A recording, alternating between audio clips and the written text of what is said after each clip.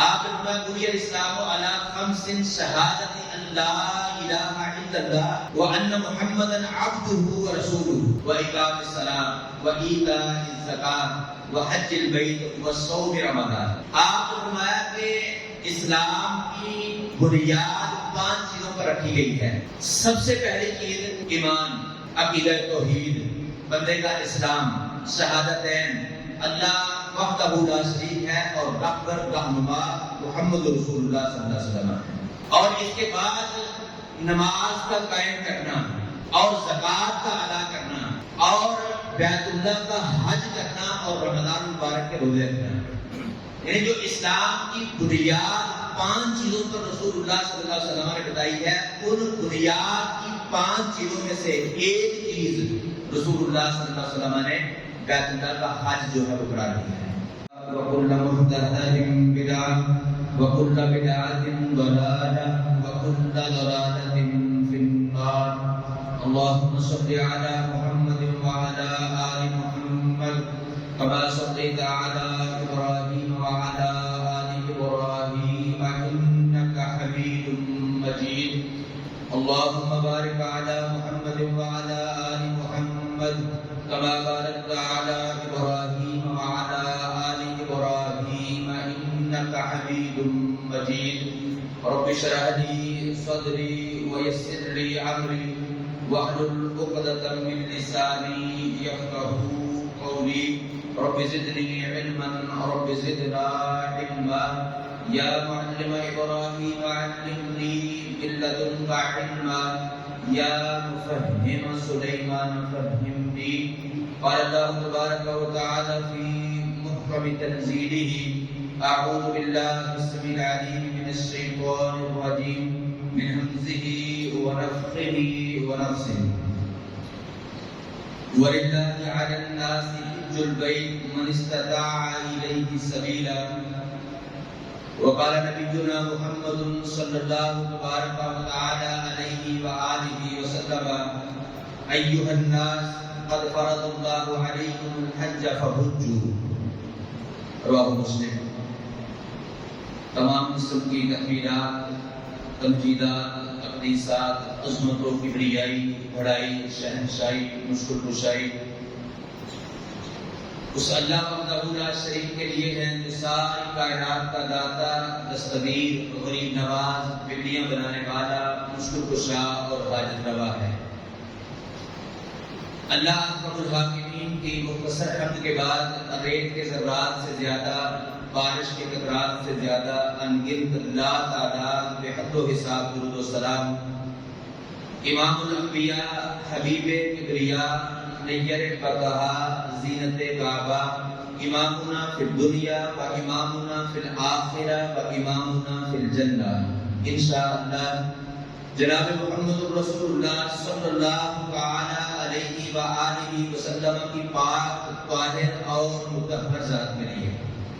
مختصر حمد و ثنا کے بعد دیوکار بزرگوں، دوستوں، عزت کے لائق اسلامی معلموں اور بہنوں، اللہ احکم الحاکمین کی کلام مقدس قرآن مجید میں سے ایک آیت کریمہ اور امام کائنات محمد رسول اللہ صلی اللہ تعالی علیہ وآلہ وسلم کے فرامین میں سے ایک فرمان تلاوت کیا ہے. اللہ تبارک و تعالی سے دعا ہے شرح صدر سے کتاب و سنت کے مطابق ان کا معنی،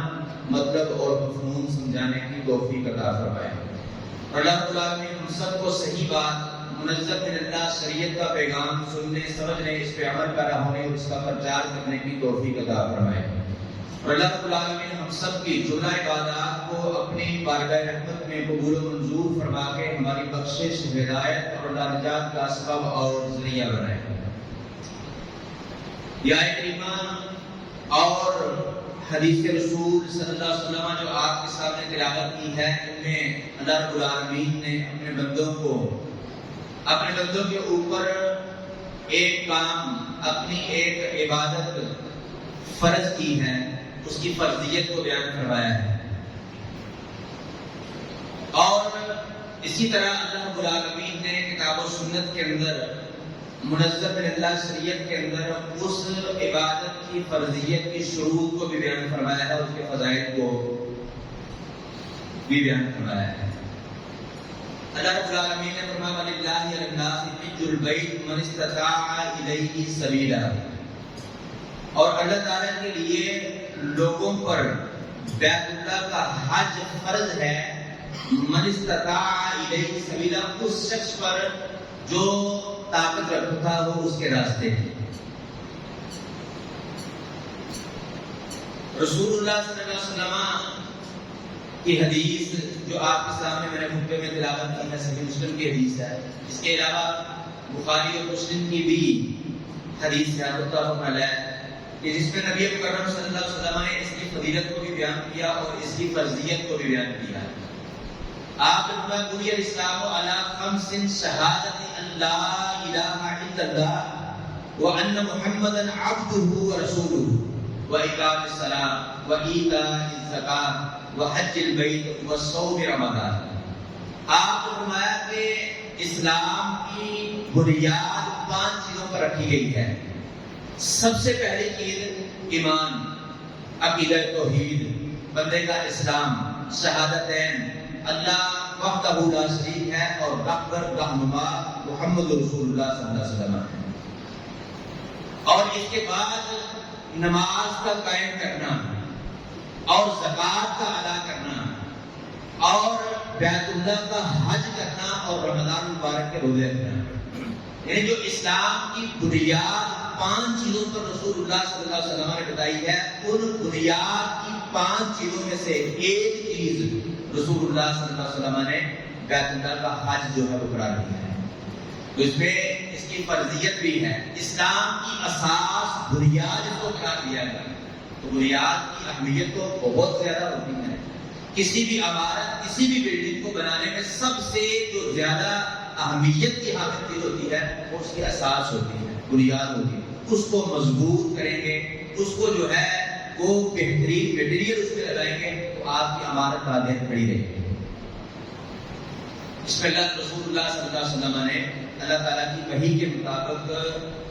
حج کی فرضیت کو بھی بیان کیا ہے اور اس کی فضیلت کو بھی بیان کیا ہے کہ کتنی اہمیت کا، کتنی فضیلت کا عمل یہ امر ہے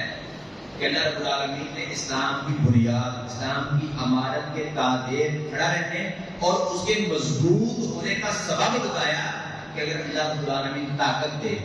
مالی طاقت ہو، جسمانی طاقت ہو، راستہ کلیئر ہو، صاف ہو، تو زندگی میں کم از کم ایک مرتبہ جو ہے وہ اللہ رب العالمین کے گھر کی زیارت کرنا، وہاں پہ جا کے طواف کرنا، اللہ رب رسول اللہ صلی اللہ علیہ وسلم کے بتائے ہوئے طریقے کے مطابق حج کا فریضہ جو ہے وہ سر انجام دے۔ اور اسی طرح سے مسلم کی حدیث ہے جس میں یہ بھی دلیل ہے کہ حج مسلمانوں پر فرض ہے، اور یہ بھی دلیل ہے کہ زندگی کے اندر ایک بار ضرور فرض ہے، اس کے بعد جتنے مرضی بندہ حج کرے، اللہ تعالیٰ طاقت دے، بار بار حج کرنا چاہیے، لیکن وہ نفلی حج ہوں گے، فرضی حج مسلمان بندے پر، مرد ہو عورت ہو، اگر اس کے پاس طاقت ہے تو زندگی کے اندر ایک بار جو ہے وہ فرض ہے۔ دلیل اس کی صحیح مسلم کی یہ حدیث جو میں نے آپ کے سامنے تلاوت کی ہے خطبے کے اندر، کہ نبی صلی اللہ علیہ وسلم نے خطبہ دیا اور خطبے کے اندر فرمایا ایھا الناس قد فرض اللہ علیکم الحج فحجوا، اے لوگوں اللہ رب العالمین نے تم پر حج کرنا فرض قرار دیا ہے، لہذا حج کرو۔ ایک بندہ رسول اللہ صلی اللہ علیہ وسلم کا صحابی وہ کھڑا ہوا اور اس نے کہا کہ اللہ کے رسول صلی اللہ علیہ وسلم، کیا اللہ رب العالمین نے ہر سال ہم پر حج کرنا فرض قرار دیا ہے؟ رسول اللہ صلی اللہ علیہ وسلم خاموشی اختیار کی، اس نے پھر یہی سوال کیا، پھر آپ نے خاموشی اختیار کی، پھر اس نے یہی سوال کیا، آپ نے جواب نہ دیا، اور بعد میں آپ نے فرمایا لو قلت نعم، اگر میں ہاں کہہ دیتا کہ اللہ رب العالمین نے مسلمان بندوں پر، اپنے بندوں پر ہر سال بیت اللہ کا حج کرنا فرض قرار دے دیا ہے، تو اللہ رب العالمین فرض کر دیتا لما استطعتم، لیکن تمہارے اندر اس کی طاقت نہ ہوتی۔ اس میں کئی مسئلے ہمیں پتہ چلتے ہیں۔ ایک تو یہ ہے کہ حج مسلمان بندے پر زندگی کے اندر ایک مرتبہ جو ہے وہ لازم ہے، فرض ہے، اور دوسرا یہ ہے کہ اللہ رب العالمین نے کتنے کریم پیغمبر، کتنی محبت کرنے والے، کتنے رفیق نبی اللہ رب العالمین نے ہمیں عطا کیے کہ اگر پہلی بار سوال کرنے پر رسول اللہ صلی اللہ علیہ وسلم یہ بات کہتے تھے کہ حج ہر سال فرض ہے. رسول اللہ صلی اللہ علیہ وسلم نے فرمایا اللہ رب العالمین اس کو فرض کر دیتے لیکن کیوں نہیں کیا, کیوں ہاں نہیں کہا؟ لَمَسْتَطَعْتُمْ, فرمایا کہ تم اس کی طاقت نہیں رکھتے تھے. یہ اپنی امت کے ساتھ اتنی محبت, اتنی ان کی مشقت کا خیال رسول اللہ صلی اللہ علیہ وسلم رکھتے تھے کہ امت پر مشقت کو دیکھا تو صحابی کے 3 بار پوچھنے پر اس کے سوال کا جواب نہیں دیا. تو اس کے اندر دلیل ہے کہ زندگی کے اندر ایک مرتبہ جو ہے وہ ضرور اگر اللہ تعالیٰ طاقت دے, اگر اللہ تعالیٰ استطاعت دے, جسمانی طاقت دے, مالی طاقت دے, تو زندگی کے اندر ایک مرتبہ جو ہے وہ اللہ رب العالمین کے گھر کی زیارت کرنا, بیت اللہ کا حج کرنا جو ہے وہ مسلمان بندے پر فرض ہے. اس کی فرضیت کی کچھ شروط بھی کتاب و سنت میں جو ہے وہ بیان ہوئی ہیں اور ائمہ محدثین سلف صالحین نے کتاب و سنت سے ان کو اخذ کیا ہے. سب سے پہلی جو شرط ہے وہ ہے اسلام, یعنی حج کی قبولیت کی شرط یہ ہے کہ بندہ مسلم ہو. اگر کافر بندہ ہے اس کے حج کو اللہ رب العالمین حج کیا اس کا کوئی بھی عمل, وہ جہاد بھی کرے, وہ مسلمانوں کے ساتھ مل کر کافروں کے گانٹے بھی اتارے, تو اللہ رب العالمین کے اس عمل کو بھی قبول نہیں کرے. تو اسلام, ایمان, عقیدہ توحید جو ہے وہ اعمال کی قبولیت کی سب سے پہلی شرط ہے. تو یہاں پہ بھی حج جو ہے وہ فرض ہے مسلم بندے پر, مسلمان بندے پر, مومن بندے پر, عقیدہ توحید والے بندے پر. اس کو کیا ہوئے حج کا جو ہے وہ فائدہ ہوگا, اس کا حج جو ہے وہ اس کے لیے ذریعہ نجات بنے گا, گناہوں کی معافی کا سبب بنے گا اور اس کا فریضہ جو ہے وہ ادا ہوگا. اگر وہ کافر بندہ حج کر لیتا ہے تو اول تو ایمان کے بغیر اس کو کسی بھی نیک عمل کا فائدہ نہیں ہوگا. دوسرا یہ ہے کہ وہ حج کر لیتا ہے اور اس کے بعد اللہ رب العالمین اس کو توفیق دیتا ہے, وہ مسلمان ہو جاتا ہے اور اس کے پاس طاقت ہے, مال بھی ہے, جسمانی طاقت بھی ہے, اس پر حج فرض ہے. لیکن وہ جو حالت کفر میں اس نے کیا ہوا حج تھا وہ اب اس کا فریضہ ادا نہیں ہوگا, بلکہ اب اس کو دوبارہ سے حج کرنا پڑے گا. حالت کفر میں جو حج کیا تھا وہ اس کا فرض والا حج جو ہے وہ قبول نہیں کیا جائے گا, اس کو بعد میں دوبارہ حج کرنا پڑے گا اسلام کی حالت کے بعد. اس کی دلیل کئی ایک احادیث کے اندر ہے کہ سب سے پہلی ایمان کی اعمال کی قبولیت کی جو شرط ہے وہ بندے کا ایمان ہے, اسلام ہے. صحیح بخاری اور مسلم کی متفق علیہ ایک حدیث ہے. سیدنا معاذ بن جبل رضی اللہ تعالیٰ عنہ کو رسول اللہ صلی اللہ علیہ وسلم نے یمن کی طرف گورنر بنا کے بھیجا. تو نبی صلی اللہ علیہ وسلم نے جب اس کو بھیجا تو اس کو نصیحت کی, کہا کہ انک تأتی قوما من اہل الکتاب, اے معاذ بے شک تو اہل کتاب ایسی قوم کی طرف جا رہا ہے جو اہل کتاب ہے, جن کو اللہ تعالیٰ نے کتاب دی, یہود و نصارہ کی طرف. تو ایسی قوم کی طرف جا رہا ہے جو اہل کتاب میں سے ہیں, جن کو اللہ تعالیٰ نے کتاب دی. فَدْعُوهُمْ إِلَى شَهَادَةِ أَن لَا إِلَٰهَ إِلَّا اللَّهُ, سب سے پہلے جا کر ان کو جس بات کی دعوت دینی ہے وہ ہے شہادت ان لا الہ الا اللہ وانی رسول اللہ. سب سے پہلے جس بات کی دعوت دینی ہے وہ کیا ہے؟ کلمہ اسلام ہے, عقیدہ توحید ہے, ایمان ہے, اللہ رب العالمین کی وحدانیت کا اقرار ہے اور رسول اللہ صلی اللہ علیہ وسلم کے آخری نبی ہونے کا اقرار ہے. سب سے پہلے وہ اسلام کی, ایمان کی, عقیدہ توحید کی یہ دعوت ہے, شہادتین کی دعوت دینی ہے. آگے نبی صلی اللہ علیہ وسلم نے فرمایا فَإِنْهُمْ أَطَاعُوا لِذَلِكَ فَأَعْلِمْهُمْ أَنَّ اللَّهَ فَرَضَ عَلَيْهِمْ 5 صلوات فِي يَوْمٍ وَلَيْلَةٍ. نبی صلی اللہ علیہ وسلم نے فرمایا اگر وہ تمہاری اس بات کو مان لیں, شرط لگائی کہ سب سے پہلے ان کو شہادتین کی دعوت دینی ہے, ایک اللہ رب العالمین ہے اس کی دعوت دینی ہے, محمد رسول اللہ صلی اللہ تعالیٰ کے آخری نبی ہیں اس بات کی دعوت دینی ہے. اگر وہ اشہد ان لا الہ الا اللہ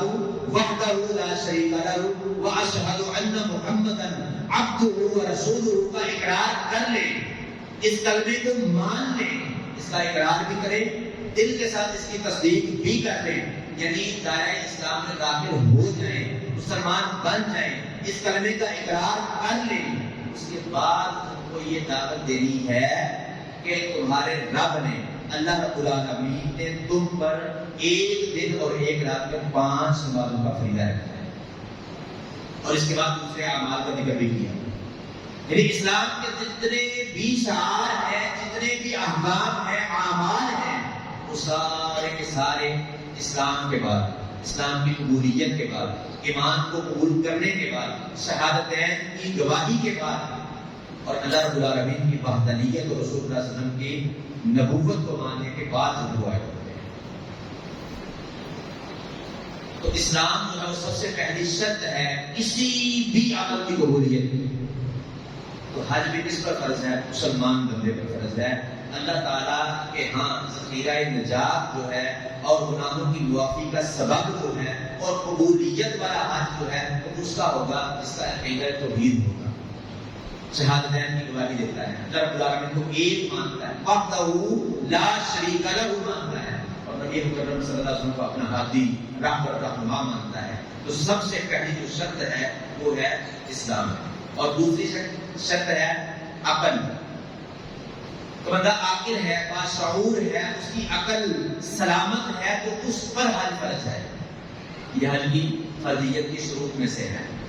تو اس پر حج۔ اگر بندہ پاگل ہے، مجنون ہے، اس کا دماغ خراب ہے، اس کے ہوش و حواس قائم نہیں ہے، تو اس پر حج فرض نہیں۔ اس لیے کہ نبی مکرم صلی اللہ علیہ وسلم کی صحیح حدیث کے مطابق اللہ رسول اللہ صلی اللہ علیہ وسلم نے فرمایا کہ اللہ رب العالمین کے ہاں وہ مرفوع القلم ہے،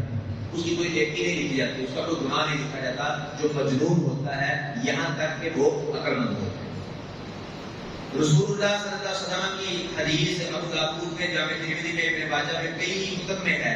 نبی صلی اللہ علیہ وسلم نے فرمایا رفیع القلم عن ثلاثۃ، 3 بندوں سے اللہ رب العالمین نے قلم کو اٹھا لیا ہے، یعنی ان کی نہ کوئی نیکی لکھی جاتی ہے نہ ان کی کوئی برائی لکھی جاتی ہے۔ نبی صلی اللہ علیہ وسلم نے فرمایا عن النائم، سونے والا بندہ جو سویا ہوتا ہے، حتی یستیقظ، یہاں تک کہ وہ بیدار ہو جائے، سونے کی حالت میں اس کا کوئی عمل بھی جو ہے لکھا نہیں جاتا، یہاں تک کہ وہ بیدار ہو جائے۔ وعن الصبی، اور بچے سے بھی قلم جو ہے وہ اٹھا لیا گیا ہے، حتی یحتلم، یہاں تک کہ وہ بالغ ہو جائے، بالغ ہونے تک اس کی کوئی نیکی لکھی نہیں جاتی ہے، اس کی برائی جو ہے وہ لکھی نہیں جاتی، وہ مرفوع القلم ہے۔ وعن المجنون، اور وہ پاگل بندہ جس کی عقل جو ہے وہ سلامت نہیں ہے، مجنون ہے، اس پر سے بھی قلم کو اٹھا لیا گیا ہے، حتی یعقل، یہاں تک کہ اس کی عقل واپس آ جائے، اس کی عقل واپس آنے تک اس کی کوئی نہ نیکی لکھی جاتی ہے اور نہ ہی اس کی کوئی بدی لکھی جاتی ہے۔ اس لیے حج کی قبولیت کی، حج کی فرضیت کی دوسری شرط جو ہے وہ ہے عقل۔ بندہ عاقل ہو، باشعور ہو، اس کو پتہ ہو کہ اللہ رب العالمین کے فرائض کیا ہیں، اللہ تعالیٰ کے احکامات کیا ہیں، اس بات سے وہ واقف ہو۔ اور تیسری شرط ہے بلوغت، کہ بندہ بالغ ہو۔ نابالغ بندے کا کوئی بھی عمل جو ہے وہ اللہ رب العالمین لکھتے نہیں، نہ اس کی کوئی نیکی لکھی جاتی ہے نہ اس کی کوئی برائی لکھی جاتی ہے۔ بلوغت کے بعد ہی تمام کے تمام فرائض اللہ تعالیٰ کے احکامات اس پر لاگو ہوتے ہیں۔ نماز ہے، حج ہے، زکوٰۃ ہے، کوئی بھی اللہ تعالیٰ کا فریضہ ہے وہ اس کے اوپر بلوغت کے بعد جو ہے وہ ہوتا ہے۔ نبی صلی اللہ علیہ وسلم نے فرمایا 7 سال کا بچہ ہو جائے اس کو نماز پڑھنے کا حکم دو، 10 سال کا نہیں پڑھتا تو اس کو تعدیب، ادب سکھانے کے لیے اس کو سزا دو۔ 7 سال کے بچے پر نماز فرض نہیں ہے، 10 سال کے بچے پر بھی نماز فرض نہیں ہے۔ کوئی بھی اللہ تعالیٰ کے احکامات میں کوئی بھی چیز فرض اس وقت ہوتی ہے جب بندہ بالغ ہو جاتا ہے، وہ 10 سال کا ہو جائے، 12 سال کا ہو جائے، 13 سال کا، جب بھی وہ بالغ ہو جاتا ہے اس پر وہ فرض ہو جاتا ہے، اس سے پہلے نہیں۔ اور ہمارے معاشرے کے اندر 10 سال کا بچہ جو ہے وہ عام طور پر بالغ نہیں ہوتا ہے، لیکن 10 سال کے بچے کو نہ پڑھنے پر سزا دینی ہے، اس سے کچھ لوگ یہ سمجھتے ہیں کہ 10 سال کے بچے پر نماز فرض ہے، اور کچھ لوگ اس سے بھی آگے سمجھتے ہیں کہ اللہ تعالیٰ کے احکامات تب لاگو ہوتے ہیں جب بندہ 18 سال کا ہو جائے، کیونکہ پاکستان کے اندر قانون ہے کہ 18 سال کے بچے کا شناختی کارڈ بنتا ہے، اس طرح کے لوگ۔ اور 10 سال کے عمر کے اندر بھی فرض سمجھتے ہیں کہ رسول اللہ صلی اللہ علیہ وسلم نے سزا دینے کا حکم دیا ہے، حالانکہ یہ حکم اس لیے دیا ہے کہ تربیت کی عمر یہ ہے بچے کی 7 سے 10 سال، اس عمر کے اندر آپ بچے کی جو تربیت کر لیں گے اسلامی کر لیں گے تو اسلام پہ ہوگا، اور اگر اس کو کھلا چھوڑ دیں گے اپنے معاشرے خاندان کے قبیلے کے رسوم رواج کو وہ دیکھے اور باہر بچوں کے اندر جو گندگیاں ہوتی ہیں جو معاملات ہوتے ہیں وہ ان کو دیکھے اور اسی پر اس کا پروان چڑھے تو وہ اسی پر ہوگا۔ تو یہ تربیت کے لیے ہے نہ کہ فرضیت کے لیے ہے۔ فرضیت کی شرط یہ ہے کہ وہ بندہ بالغ ہو جائے، جیسا کہ میں نے حدیث آپ کو پیچھے سے قلم من سلاست کے 3 بندوں سے اللہ رب العالمین نے قلم کو جو ہے وہ اٹھا لیا ہے، ان میں سے ایک السبی حتی یحتلم، وہ بچہ یہاں تک کہ بالغ ہو جائے، بالغ ہونے تک اس کا کوئی گناہ لکھا نہیں جاتا ہے، اس کی کوئی نیکی لکھی نہیں جاتی ہے۔ لہذا حج کی شروط میں سے، اس کی فرضیت کی شروط میں سے ایک شرط جو ہے وہ بلوغت بھی ہے۔ ہاں اگر کوئی بچہ اس کے والدین کے پاس طاقت ہے تو وہ اس کو حج کروا سکتے ہیں، وہ کر سکتا ہے، لیکن جس طرح میں نے آپ کو کہا کہ کافر اگر حج کرنے کا حالت کفر کے اندر اور بعد میں اللہ تعالیٰ کی توفیق سے اس نے اسلام کو قبول کر لیا، اب اگر اس کے پاس طاقت ہے تو جو پہلا فریضہ اس نے ادا کیا، جو پہلا حج اس نے ادا کیا، اب وہ نہیں لیا جائے گا، اب اس کو دوبارہ سے فرضیت والا حج جو ہے ادا کرنا پڑے گا۔ اسی طرح بچہ حج کر سکتا ہے، لیکن بلوغت کے بعد اگر اللہ تعالیٰ اس کو طاقت دے، اس کے پاس مال ہو، اس کے پاس جسمانی طاقت ہو، حج اس پر فرض ہوگا تو وہ بچپن میں کیا ہوا حج جو ہے وہ اس کی فرضیت کو ادا نہیں کرے گا، فرضیت والا حج جو ہے وہ دوبارہ بلوغت کے بعد اس کو ادا کرنا ہوگا، کہ بچپن میں وہ حج کر سکتا ہے۔ رسول اللہ صلی اللہ علیہ وسلم ابو داؤد میں حدیث ہے، نبی صلی اللہ علیہ وسلم حج کے سفر کے اندر راستے میں ایک قافلہ رسول اللہ صلی اللہ علیہ وسلم کو ملا،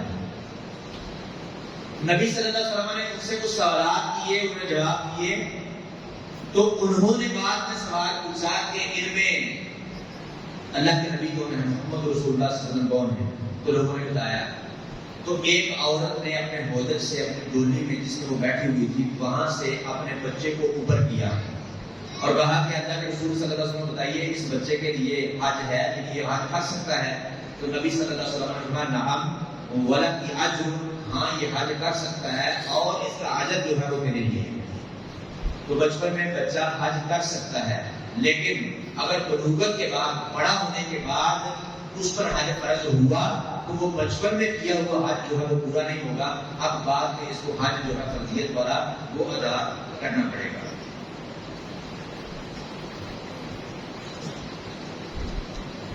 اسی طرح ایک چوتھی شرط جو ہے حج کی فرضیت کی وہ ہے آزادی۔ اگر بندہ غلام ہے تو اس پر بھی حج فرض نہیں ہے۔ غلام پر حج، غلام یہ نہیں ہے جو آج کے ملازم ہوتے ہیں، کام کرنے والے مزدور ہوتے ہیں، یہ غلام نہیں ہوتے۔ غلام وہ ہوتا ہے کہ جنگ کے اندر مسلمانوں کو اللہ رب العالمین کسی علاقے کی فتح جو ہے وہ نصیب کرتا ہے اور جو وہ مال لے کر آتے ہیں، کافروں کا مال لوٹ کر لاتے ہیں، وہ مال غنیمت ہوتا ہے، اور جو عورتیں اور مرد قیدی بنا کے لاتے ہیں یہ ان کے لیے غلام اور لونڈیوں ہوتے ہیں۔ تو ان غلاموں پر ان لونڈیوں پر حج فرض نہیں ہوتا، آزاد مسلمان بندے پر جو ہے وہ حج فرض ہوتا ہے، کیونکہ غلام کی کوئی حیثیت نہیں ہوتی، وہ تو اپنے آقا کا، اپنے مالک کا مال ہوتا ہے۔ اگر وہ مالک جس کو وہ غلام ملا ہے، جس کو وہ لونڈی ملی ہے، وہ فوت ہو جائے گا تو اس کے وراثات کے اندر جس طرح اس کی وراثت تقسیم کی جائے گی، اسی طرح اس وراثت کے اندر اس غلام اور لونڈی کو بھی تقسیم کیا جائے گا، لیکن اس کی کوئی اپنی حیثیت نہیں ہے، اس لیے اس پر حج بھی فرض نہیں ہے۔ ہاں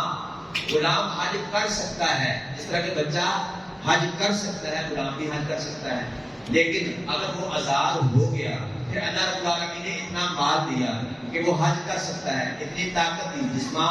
جسمانی جسم اس کا ٹھیک ٹھاک ہے، راستہ کلیئر ہے، وہ جا سکتا ہے، تو اس وقت جو غلامی کی حالت میں حج کیا ہوا ہوگا وہ پورا نہیں ہوگا، بلکہ اب فرضیت والا حج جو ہے اس کو دوبارہ سے ادا کرنا ہوگا۔ اور پانچویں شرط جو ہے وہ یہ ہے کہ استطاعت بندے کے پاس ہو، جس طرح کہ اللہ رب العالمین نے یہ شرط لگائی وَلِلَّهِ لِلنَّاسِ حِجُّ الْبَيْتِ مَنِ اسْتَطَاعَ إِلَيْهِ سَبِيلًا، کہ اللہ تعالیٰ نے حج کو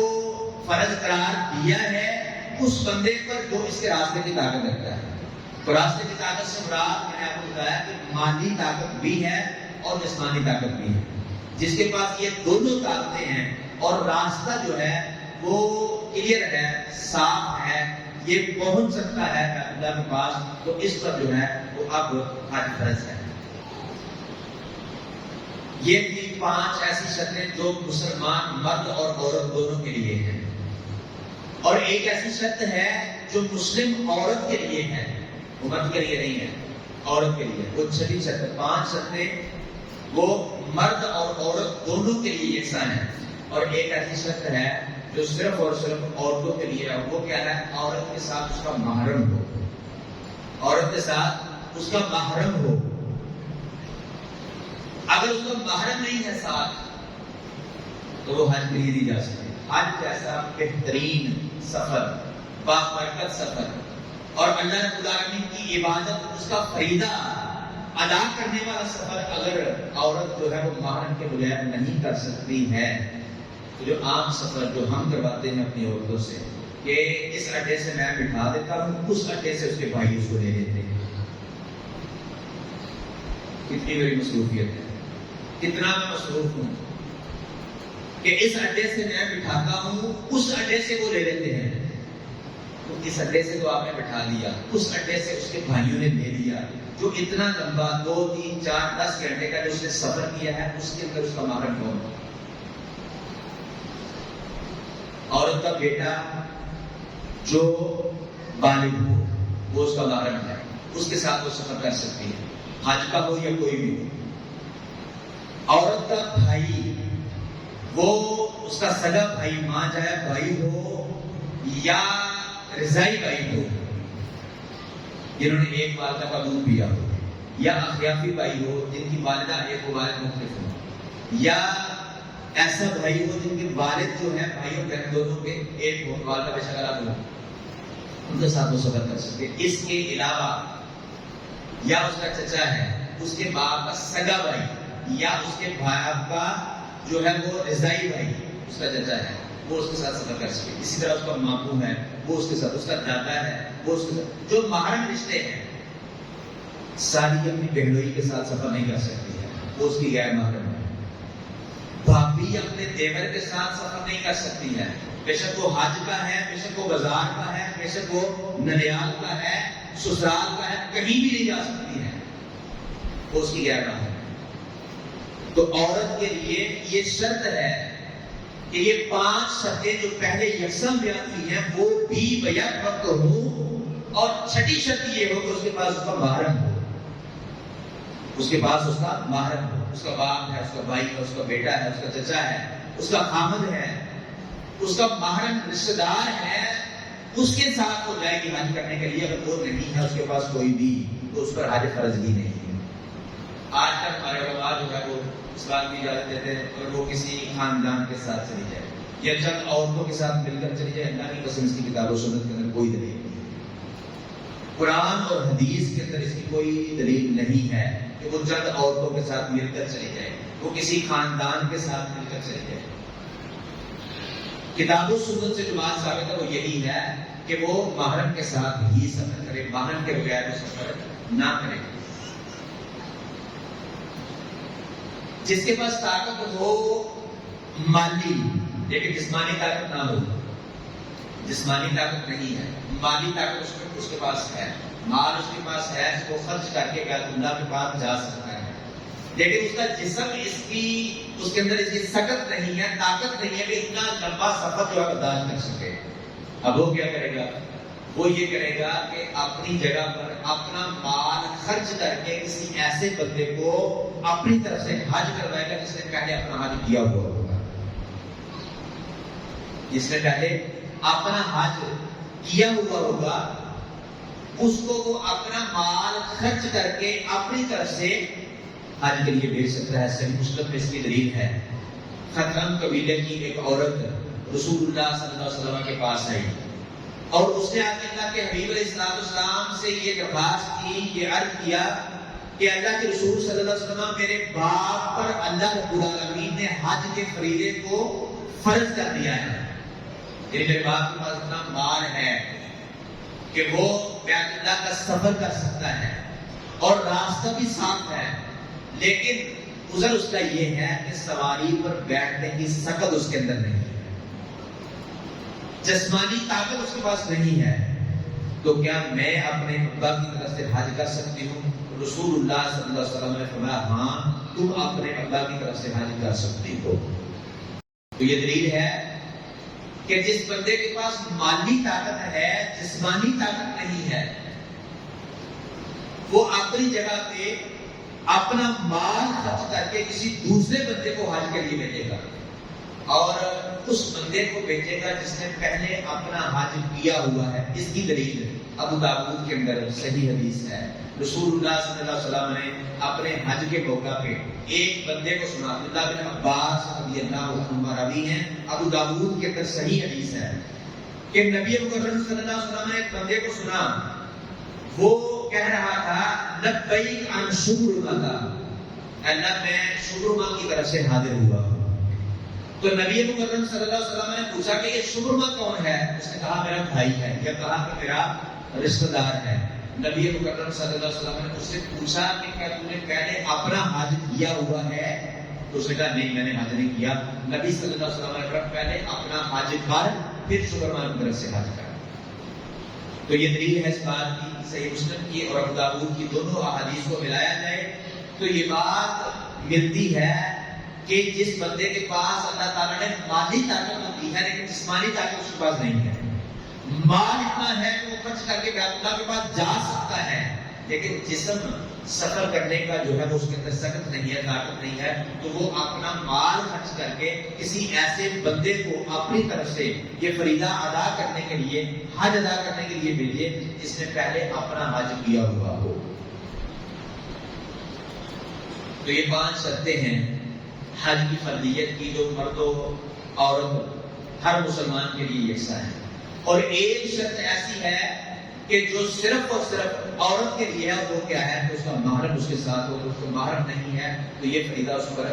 فرض ہوا ہی نہیں ہے، یہ اس پر لاگو ہے ہی نہیں ہے کہ وہ حج کرے، پہلے اس کا محرم ہو.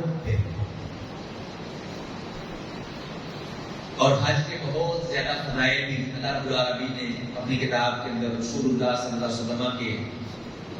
وحی کو آپ پر وحی کو نازل کر کے جو ہے اللہ رب العالمین نے بیان فرمائے. صحیح بخاری اور مسلم کی حدیث ہے، دیگر کے کتب میں بھی ہے. نبی مکرم صلی اللہ علیہ وسلم نے کہا الحج المبرور لیس له جزاء الا الجنہ. حج مبرور، حج مبرور کس کو کہتے ہیں؟ حج مبرور اس کو کہتے ہیں کہ عین رسول اللہ صلی اللہ علیہ وسلم کی تعلیمات کے مطابق حج ہو، رسول اللہ صلی اللہ علیہ وسلم کے بتائے ہوئے طریقے کے مطابق حج ہو. اعمال کی قبولیت کی شروط میں سے ایک شرط تو میں نے حج کی فضیلت میں آپ کو بتایا کہ ایمان، اسلام، عقیدہ توحید، شہادتین، یہ شرط ہے. دوسری یہ بھی شرط ہے کہ وہ عمل عین سنت کے مطابق ہو، فی نفسہ ہی درست ہو، رسول اللہ صلی اللہ علیہ وسلم کے مطابق ہو. اگر نبی مکرم صلی اللہ علیہ وسلم کی حدیث صحیح مسلم بخاری میں ہے من عمل عملا لیس علیہ امرنا فهو رد، ایسا کوئی بھی عمل کرے جس پر ہمارا امر نہیں ہے، ہماری مہر نہیں ہے، فهو رد، وہ اللہ رب العالمین کے مقبول ہی نہیں، اللہ تعالیٰ اس کو رد کر دیتے ہیں. تو حج کی قبولیت کے لیے یہ بھی شرط ہے کہ وہ عین رسول اللہ صلی اللہ علیہ وسلم کے بتائے ہوئے طریقے کے مطابق. یہ نہیں ہے کہ حج کرنا چاہیے اس طرح بھی کرنا چاہیے. نبی مکرم صلی اللہ علیہ وسلم نے زندگی میں ایک ہی حج کیا ہے، اور اس وقت رسول اللہ صلی اللہ علیہ وسلم نے وہاں پہ حاضرین مسلمانوں کو مخاطب کر کے، اپنے صحابہ کرام کو مخاطب کر کے کہا کہ لوگوں اس سال کے بعد ہو سکتا ہے کہ یہاں پہ نہ آ سکوں، حج کے لیے نہ آ سکوں، لہٰذا اب تجھے خود سے جو ہے وہ حج کے طریقے سیکھو، اس کی مناسب سیکھو.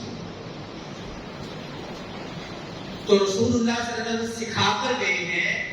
کہ اس طرح جو ہے وہ حج کی ادائیگی کرنی ہے. اب اس کے مطابق ہوگا تو اللہ رب العالمین جو ہے وہ قبول کریں گے، تو اس کے مطابق نہیں، اپنی مرضی سے بندہ کرتا ہے. یعنی جس طرح ترتیب کے ساتھ جو کام رسول اللہ صلی اللہ علیہ وسلم نے بتائے ہیں اس کے خلاف جو بندہ کرتا ہے، جو آخری دن کرتا ہے وہ پہلے دن جاتے جا کے قربانی کرتے ہیں، جاتے جا کے کہیں کروا دیں. دوسرے کام جو ہے جو پہلے کرنے والے ہیں وہ بعد میں کرے، تو ایسا حج اللہ رب العالمین قبول نہیں کرے گا۔ تو حج مبرور جو فضائل بھی احادیث میں بیان کیے رسول اللہ صلی اللہ علیہ وسلم نے، ان میں بھی کیا ہونا؟ حج مبرور، نیکی والا حج، قبول کیا ہوا حج، وہ حج جو قبولیت کے لائق ہو، یعنی جو مناسک اللہ تعالیٰ کی وحی کے ساتھ رسول اللہ صلی اللہ علیہ وسلم نے لوگوں کو سکھائے ہیں اس کے مطابق، اگر اس کے مطابق ہے تو وہ مقبول حج ہے، وہ مقبول حج ہے، اور وہ قبول بھی ہوگا، اور اس کے بدلے میں بے شمار انعامات بھی اللہ رب العالمین جو ہے وہ عطا کریں گے۔ اور اس سے بڑا انعام کیا ہو سکتا ہے؟ نبی صلی اللہ علیہ وسلم بخاری مسلم کی حدیث ہے، آپ ہے کہ الحج المبرور، مبرور جو حج ہے، لیس لہ جزاء الا الجنہ، اس کی جزا جنت کے علاوہ کچھ ہے ہی نہیں ہے۔ اور بخاری مسلم کی ایک حدیث میں ہے کہ نبی مکرم صلی اللہ علیہ وسلم نے فرمایا جو حج مبرور کرتا ہے، جو رسول اللہ صلی اللہ علیہ وسلم کے سکھائے ہوئے طریقے کے مطابق ان مناسک کا خیال رکھ کے حج کرتا ہے، اللہ کے حبیب علیہ السلام نے گارنٹی دی کہ وہ اپنے رب کو قیامت کے دن اس طرح ملے گا جس طرح کہ وہ آج ہی اپنی والدہ کے پیٹ سے اس نے جنم لیا ہے، یہ گناہوں سے بالکل پاک اور صاف کر کے دنیا میں آیا ہے۔ جب اس کی والدہ نے اس کو جنم دیا تھا وہ گناہوں سے بالکل پاک اور صاف تھا، حج مبرور کر کے وہ بندہ گناہوں سے بالکل اسی طرح پاک اور صاف ہو جاتا ہے جس طرح وہ جس دن دنیا میں آیا ہے تو پاک اور صاف۔ یہ چھوٹا سا ہوتا ہے، یہ تھوڑا اجر ہے جو اللہ تعالیٰ نے ادا کر دیا، لیکن شرط یہ ہے کہ حج کون سا ہو؟ حج مبرور ہو، رسول اللہ صلی اللہ علیہ وسلم کے بتائے ہوئے طریقے کے مطابق، آپ کے سکھائے ہوئے مناسب کے مطابق اجر ہو، تو پھر اللہ رب العالمین اس کو گناہوں سے بالکل پاک اور صاف کر دے گا۔ اور مطلب کیا ہے؟ جس کو اللہ تعالیٰ گناہوں سے پاک اور صاف کرے گا اسی کا ٹھکانہ جنت ہے، تو اللہ رب العالمین اس کو جنت میں داخل کر دے گا۔ بے شمار اور بھی فضائل جو ہے وہ احادیث میں اس کے بیان ہوئے ہیں۔ ایک بات یہ ذہن نشین کر لیں، اس کو ذہن میں بٹھا لیں کہ جس بندے پر اللہ رب العالمین اس کو فرض کر دے، جس کے پاس طاقت ہے مال کی بھی اور جسمانی بھی اور راستہ بھی صاف ہے، اب اس پر حج فرض ہو گیا، اب یہ جان بوجھ کے کہتے رہو کہ سال کر لیں گے، یہ درست نہیں۔ جس سال اللہ رب العالمین نے حج کو فرض کیا ہے اس پر اسی سال اس کو کوشش کرنی ہے، اسی سال اس کو جانا ہے، اگلے سال تک بغیر کسی شرعی عذر کے لیٹ کرنا اس کے لیے درست نہیں ہے۔ ایک یہ فرض آپ اللہ رب العالمین نے کیا، یہ ابھی کرے گا۔ دوسری بات یہ ہے کہ رسول اللہ صلی اللہ علیہ وسلم کی صحیح حدیث جو ہے وہ ہے کہ نبی صلی اللہ علیہ وسلم نے فرمایا من اراد الحج فلیتعجل، جو بندہ حج کا ارادہ کرے، حج کا ارادہ کون کرتا ہے؟ جس کے پاس طاقت ہوتی ہے، جس کے پاس مال ہوتا ہے، جس کے جسم کے اندر سفر کرنے کی سخت ہوتی ہے، وہ حج کا ارادہ کرتا ہے۔ تو نبی صلی اللہ علیہ وسلم نے فرمایا جب بندہ حج کا ارادہ کر لے، یعنی اللہ تعالیٰ اس کو طاقت دے دے، اس پر یہ فریضہ فرض ہو جائے اور وہ ارادہ کرتے ہیں اب میں نے حج کرنا ہے، تو نبی صلی اللہ علیہ وسلم نے فرمایا فلیتعجل، وہ جلدی کرے، یعنی وہ اسی سال حج کو جو ہے وہ کرنے کی کوشش کرے۔ فَإِنَّهُ قَدْ يَفْرِغُ الْمَرِيضُ، اس لیے اس پر کوئی مرض جو ہے وہ لاحق ہو سکتا ہے۔ اگر وہ کہے گا کہ اگلے سال کر لوں گا، اگلے سال سے کہتے اس کے پاس جسمانی طاقت ہی نہ رہے، وہ مریض ہو گیا، کسی مرض کا اس کا ایکسیڈنٹ ہو جائے، اس کا بازو کا کوئی چیز جو ہے وہ ٹوٹ جائے، یا ایسا مرض لگ جائے، ایسی بیماری لگ جائے کہ وہ اگلے سال حج کرنے کے لیے نہ جا سکے، اس کے پاس جسمانی طاقت نہ ہو، اس سے پہلے اسی سال جب وہ ارادہ کرتا ہے تب ہی وہ حج جو ہے وہ کرنے کی دانا، یا اس کی کوئی چیز گم ہو جائے، اس کے بعد مال ہے، جسمانی طاقت تو ہو سکتا ہے، اللہ تعالیٰ اس کو مرض سے بھی بچا لے، لیکن اس کے مال میں سے کوئی چیز چھن جائے، گم ہو جائے، تو پھر وہ حج کرنے کے لیے نہیں جا سکے گا، لہذا فلیتعجل، وہ جلدی اسی سال حج کرے۔ وَتَعِدُ الْحَاجَ، یا اگلے سال اس کو کوئی حاجت پیش آ جائے، مالی طاقت بھی ہے، جسمانی طاقت کی ہے، لیکن کوئی ضرورت، کوئی عارضہ پیش آ گیا، ایسا عارضہ، ایسی حاجت، ایسی ضرورت کہ آپ کو اس کے پاس وقت نہیں ہے، وہ وقت، وہ دن جو ہے وہ اس کو اجازت نہیں دیتے کہ وہ اپنے کام کو، کاروبار کو، اپنے گھر والوں کو چھوڑ کر، گھر میں کوئی مریض ہو جاتا ہے، بیمار ہو جاتا ہے، اس کو چھوڑ کر اب یہ جا نہیں سکتا۔ تو اس لیے رسول اللہ صلی اللہ علیہ وسلم من اراد الحج فلیتعجل، جو بندہ حج کا ارادہ کر لے، جس پر اللہ تعالیٰ اس فریضے کو فرض کر دے، جس کو اللہ تعالیٰ جسمانی اور مالی طاقت دے دے، پھر وہ جان بوجھ کے لیٹ نہ کرے، پھر یہ نہ کہے کہ اگلے سال کر لوں۔ جب اللہ تعالیٰ اس پر فرض کر دے، جب وہ ارادہ کر لے، جب اس کے پاس طاقت ہو، اسی وقت وہ حج کو جو ہے وہ کرنے کی اسی سال کوشش کرے۔ تو یہ چند جو ہے وہ فضائل میں نے آپ کے سامنے بیان کیے، حجیت کی کچھ شروط جو ہے وہ بیان کی، اور سب سے اہم بات اور آخری بات یہ کہ جب اللہ تعالیٰ یہ طاقت دے، جب وہ ارادہ کرے تو اسی وقت جو ہے وہ حج کرنا چاہیے۔ اللہ تبارک تعالیٰ سے دعا ہے کہ وہ سنت کو صحیح معنوں میں سمجھنے، عمل کرنے اور دوسروں تک پہنچانے کی توفیق عطا فرمائے۔ وما توفیقی